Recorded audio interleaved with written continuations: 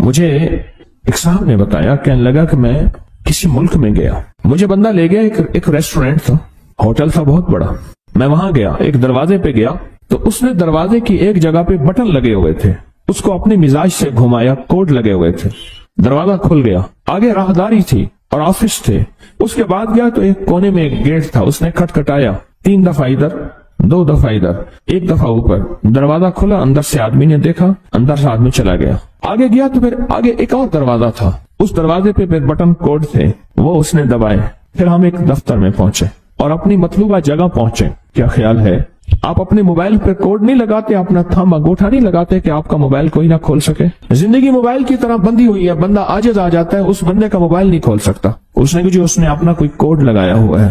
زندگی عاجز آ جاتا ہے بندہ، اور زندگیوں پہ کوڈ لگے ہوئے ہیں، بندشوں کے، دیوسائی کے، جنات شیاطین کے، بندہ نہیں کھول سکتا، اور اگر اس کو کھول سکتے ہیں تو کوئی طاقت ایسی ہے اور کوئی قوت ایسی ہے۔ موبائل جتنا بھی اس کو کوڈ لگا ہوا ہو، موبائل بنانے والا نظام، اس کی کمپنی اور اس کے سائنسدان، آپ 1,00,000 موبائل دیں گے، اس وقت کھول کے رکھ دیں گے سارے، اس میں جتنا طاقتور کوڈ لگا ہوا ہے، جتنے آپ نے انگوٹھے لگائے ہیں، جو بنانے والا موبائل ہے اسے سارے سافٹ ویئر، ساری زندگی کی مشینری، اندر کے سارے پرزوں کی خبر ہے، اس نے سارے پرزے گھمانے اور ایک پل میں سارے موبائل کھول کے رکھ دینے ہیں۔ یہی کچھ ہماری زندگی میں، ہماری زندگی ایسی بندشوں میں جکڑی ہوئی ہے۔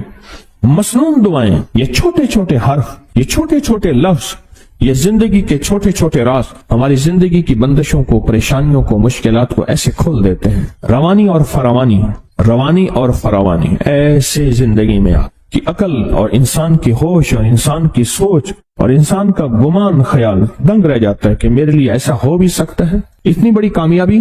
اور میں آپ کو چھوٹا سا واقعہ سورۃ اخلاص کے بارے میں سناؤں، سمجھ آ جائے گی پھر سورۃ اخلاص کی۔ مجھے یاد ہے کہ 2 مالدار شخص ووٹ پڑے، چھوٹے کونسلر کے ووٹ کھڑے ہوئے، 2 مالدار شخص تھے، ایک بہت بڑا مالدار تھا، طاقتور تھا، تمام ذرائع طاقت کے اس کے پاس تھے، تمام ذرائع طاقت کے اس کے پاس تھے، بہت بڑا مالدار تھا۔ ایک چھوٹا مالدار تھا، اب آپ حیران ہوں گے، جو بڑا مالدار تھا لوگوں نے اس کو ووٹ دیے۔ ایک شخص تھا جو سارا دن اس کے نعرے لگاتا تھا، اس کے بارے میں لوگوں کو قائل مائل کرتا تھا، اس پہ کوئی مصیبت آئی اور بڑا مالدار اس کے ساتھ کھڑا ہوا تھا، اور جو چھوٹا مالدار ووٹ نہیں دیے تھے وہ اس کا مخالف تھا، اور یہ بندہ جیت گیا۔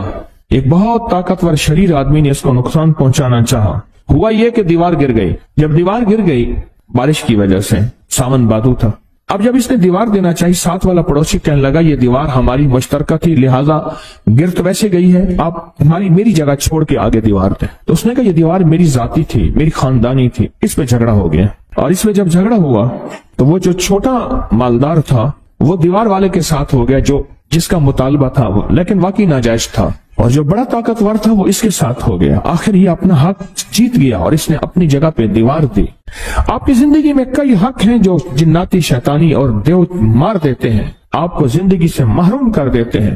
بڑی طاقتور چیز کو اپنے ساتھ رکھیں، بڑی قوت کو اپنے ساتھ رکھیں، اور بہت بڑے نظام کو اپنے ساتھ رکھیں۔ اور وہ بہت بڑا نظام کون ہے؟ وہ ایک ایسی ذات ہے جو نظر نہیں آتی پر ہے، اور اس نظام کی تعریف، اس طاقتور نظام کی تعریف کیا ہے کہ اس کے پاس ہے ملک، مال، اقتدار، حکومت کیا ہے؟ وہ طاقتور نظام آپ کے ساتھ ایسی آ جاتا ہے۔ کیوں پریشان؟ کیا ہوا؟ میں تمہارے ساتھ، اور وہ طاقتور نظام ہمارے ساتھ ہو جاتا ہے، اور یہ چیزیں بے بس اور عاجز آ جاتی ہیں، جو چیزیں ہمیں نقصان پہنچانا چاہتی ہیں، ہمارا رزق کھانا چاہتی ہیں، ہماری اولاد میں بغاوت اور نافرمانی کو گھولنا چاہتی ہیں، اور ہماری نسلوں کے اندر پریشانیاں، مشکلات اور مسائل اور الجھنیں، یہ چیزیں ہماری زندگی کو کھا رہی ہیں۔ یہ ایک پل میں وہ طاقت ہمارے قریب آ جاتی ہے، ہمارے سامنے آ جاتی ہے، اور اس طاقتور نظام کو سمجھنا ہے تو دل میں کہہ دے قل هو اللہ احد اللہ الصمد لم یلد ولم یولد ولم یکن له کفوا۔ اللہ پاک کا نظام دیکھے، جیسے حضرت عمر رضی اللہ تعالیٰ عنہ خطبہ دے رہے تھے، حضرت ساریہ جہاد میں گئے تھے، تو اللہ نے سارے پردے سامنے سے میلوں میلوں میلوں دور ہٹا کے فرمایا یا ساریہ الجبل، ساریہ جبل پہاڑ کے پیچھے دیکھ رہا دشمن حملہ کر رہے ہیں۔ ساریہ، حضرت ساریہ نے بعد میں آ کے بتایا، حضرت رضی اللہ تعالیٰ اس وقت ممبر پہ کھڑے تھے، ممبر پہ کھڑے تھے۔ میں ایک مستند کتاب میں پڑھ رہا تھا، ایک واقعہ اسی پہ بات آئی، وہ واقعہ یاد رکھیے گا، مرشد والا پڑھ رہا تھا، حضرت امام باقر، سبحان اللہ، رضوان اللہ سلام اللہ علیہ امام باقر آل رسول کی بہت بڑی ہستی، کبھی کبھی اللہ کو حضرت ساریہ اور حضرت عمر کے اس بولوں کا واسطہ دے کے کہتے تھے، مولا تو وہ رب ہے جس نے حضرت عمر رضی اللہ عنہ کے سامنے سے پردے ہٹا کے حضرت ساریہ کو راہیں سجوائی تھیں، اے اللہ اس عمر کے رب کی حیثیت سے اب میری راہیں سجا، اگر کسی راہ میں اٹک جاتے تھے اللہ ایسے راہیں سجا دیتا۔ اچھا اس عمل کو میں نے بھی آزمایا ہے، یہ آج قدرتی بات چلی، ایک نیا پیکج ہے جو شاید میں نے آج تک نہیں دیا۔ بات چلی تھی کہیں علامہ فخر الدین رازی رحمۃ اللہ علیہ کی، فخر الدین رازی تھے جو بہت بڑے محدث تھے، بات تو ان کی چلی تھی، تو میں یہاں آیا، میں نے بھی کئی دفعہ اللہ کو واسطے دی، کوئی ایسی چیز میں کہیں جو ہے دشمن حملہ کرنے والا ہے یا کہیں راستہ جو ہے بندہ اٹک گیا بھٹک گیا، مولا تو وہ رب ہے جو حضرت عمر رضی اللہ تعالیٰ کا رب ہے، اور حضرت عمر نے جیسے ساریہ کو آواز دی تھی اور راہیں دی تھی، مولا آج وہی مجھے بھی آواز غیر سے دے، میرے کان سنے نہ سنے مجھے راہیں دے اور میری راستے کھول دے اور میری حفاظت کا سامان بنا دے۔ بن جاتا ہے، وہ تو وجدان سے بولنے کی ضرورت ہے، درس سے کہنے کی ضرورت ہے، سوز گداز سے پکارنے کی ضرورت ہے، راستے خود بناتا ہے۔ یہ جو وظیفے ہیں کسی درویش کی یا کوئی درویش نے جس کو اجازت ہے اس کی اجازت صحیح ہو، ہر بندہ اجازت دینا نہ شروع کر دے، اجازت کے پیچھے نسبتیں چاہیے، ان نسبتوں کی طاقت چاہیے، وہ جو اجازت ملتی ہے اس اجازت کے اندر جو تاثیر ہوتی ہے، اس میں جو کمال ہوتا ہے، اس میں جو اندر کی کیفیتیں ہوتی ہیں، اس اجازت سے نسلوں میں تمنگری، دولت، رزق، عزت، صحت ایسے بارش کی طرح برستی ہے۔ میرے جو مرشد تھے حضرت خواجہ سید محمد عبداللہ حجویری رحمت اللہ علیہ، میرے مرشد جو تھے وہ حضرت داتا صاحب کی سچی آل میں سے تھے، مجھے جاتے جاتے انہوں نے اجازت دی 1991 ستمبر میں، اور مدینہ منورہ فرمایا میں جا رہا ہوں، بس اب بقی میں، اور بقی کے اندر جا کے سو گئے۔ اب بھی میں مرشد کے ہاں جاتا ہوں تو جنت البقی کے قبرستان میں ان کی نسبتیں دیکھیں کتنی اونچی ہیں، پھر وہ نہیں 26 بڑی ہستیوں نے مجھے خلافتیں اجازتیں دیں، 26 سے بلکہ زیادہ اجازتیں اور خلافتیں دیں، اور ان کی توجہات ہیں، ان کی پیچھے دعائیں ہیں اور پیچھے کامل کے ہاتھ ہیں۔ یہ روحانیت کی نسبتیں ہوتی ہیں، روحانیت کی نسبتیں ہوتی ہیں۔ ان نسبتوں کے ساتھ جیسے آپ تسبیح خانے میں ماشاءاللہ پوری دنیا میں لوگ یہاں آئے ہوئے ہیں اور بڑے بڑے ہستیاں یہاں آئی ہوئی ہیں جو مٹی ہو کے چٹائیوں پہ پڑے ہیں، خواتین میں بھی مردوں میں بھی، بڑے بڑے عہدوں والے، عزتوں والے، بڑے بڑے مقام والے یہاں اپنے مرشد خانے میں بے حیثیت ہو کے پڑے ہیں۔ جو بے حیثیت ہو کے آتا ہے اللہ اس کو عزت اور مقام اور حیثیت دے۔ کہنے لگا میں نے نا حمزات کو قابو کرنے کے لیے میں نے ایک عمل کیا، عمل یہ تھا کہ ایک بڑا سا تھال لے لے، جیسے یہ گارے اور مٹی میں تھال ہوتے ہیں، اس کا چراغ بنا لے، اس میں 10 کلو تیل ڈالے اور بڑی ساری بتی ہو، ٹھیک، اس کی بتی جلائیں، 10 کلو تیل جلنا ہے، یہ سارا کتنا تیل جلنا ہے، اس کی بتی میں اس کی لو میں دیکھنا ہے، اور پھر بیٹھنا اس انداز سے ہے کہ میرا سایہ ہو اور پھر میں اپنے سائے کو بھی دیکھوں، لو کو بھی دیکھوں، اور اس کے بعد یہ وظیفہ پڑھنا ہے۔ 40 دن میں یہ 10 کلو تیل جل جاتا ہے، دن رات بیٹھنا ہے اور اس کو پڑھنا ہے۔ 30 دن جب گزرے تھے، 30 دن گزرنے کے بعد اس کو نقشے نظر آنا شروع ہوئے، نقشے یہ نظر آنا شروع ہوئے کہ گھر ہے، بچے ہیں، کھیل رہے ہیں، اماں بیٹھی ہے، آپس میں بچے کو لڑ بھی رہے ہیں، کھا بھی رہے ہیں، پی بھی رہے ہیں، اس نے ادھر سے توجہ ہٹائی۔ مرشد نے فرمایا تھا کہ دیکھ میری نگرانی میں عمل کر رہا، نقشے نظر آئیں گے، کسی نقشے میں نہ توجہ کرنا نہ خوف کرنا، خوف بھی آئے گا، چیزیں بھی آئیں گے، نہ کرنا، بس نہ کرنا۔ دوسرے دن اوپر سے نظر آیا، پھر بچے ہیں کسی باغ میں کھیل رہے ہیں، ایک بچہ پھر گم ہو جاتا ہے، ماں روتی ہے، اتنا روتی ہے اس کو رونا آ جاتا ہے، پھر خیال آیا مرشد نے فرمایا تھا کسی توجہ نہ کر، یہ کیا نقشہ شروع ہو گیا۔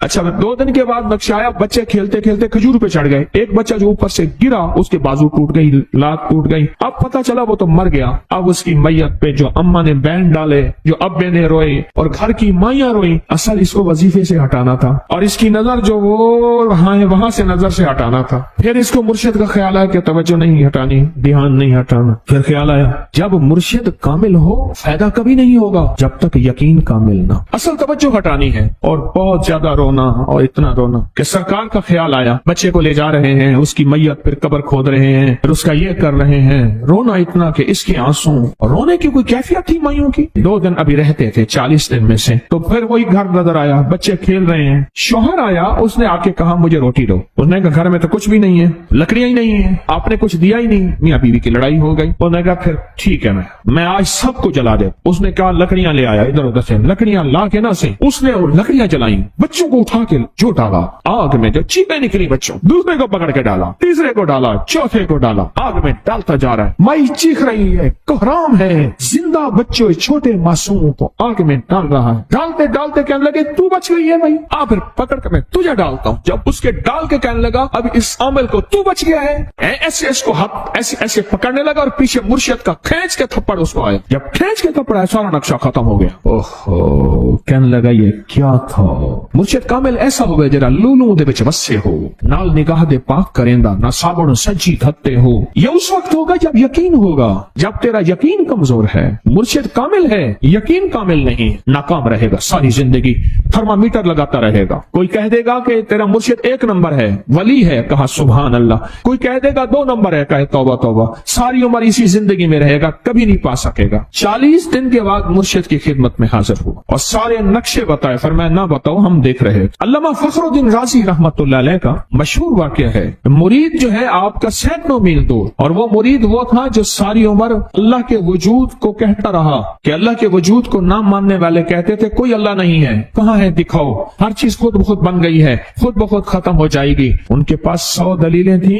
कितनी 100 दलीलें थी, और आज तक उनकी दलीलों को कोई तोड़ नहीं सका था अल्लाह के वजूद पे। आखिरी वक्त है, और आखिरी वक्त के अंदर एक दरवाजा खटखटाया किसी ने कि जनाब एक बुजुर्ग आपसे मिलने आए हैं। वो बुजुर्ग उनके दोस्त थे पुराने। ओहो, आपका आखिरी वक्त है, मैं मिलने आया। और वो बुजुर्ग नहीं था, वो शैतान की शक्ल बन के आया था। उसने आते ही वो मसला छेड़ दिया। आज तक उसकी दलीलें कोई नहीं तोड़ सका था, ये उसकी दलील तोड़ गया। पहली दलील टूट गई, उसने दूसरी दी अल्लाह है, इसने 2 दलील भी तोड़